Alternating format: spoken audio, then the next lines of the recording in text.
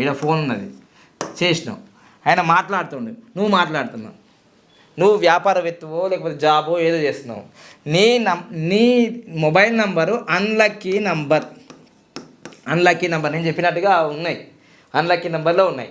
So ఇప్పుడు ఈ unlucky vibration అంటే తరంగాలు ఇట్లా పోయి ఎంత వేగంతో పోయినాయో అంతకన్నా ఎక్కువ డబల్ వేగంతో నెగిటివ్ తరంగాలు వీడికి వచ్చేసి వీడిపోతాయి మీ ఫ్రెండ్ దగ్గరికి. అందుకోసం మీరు ఏమన్నా చెప్తే మాట ఏ వద్దు, కాదు, నీతోడు కాదు, ఏ క్యాన్సల్, నీకు జాబ్, ఇవే ఉంటాయి నీకు ఫోన్ చేస్తే.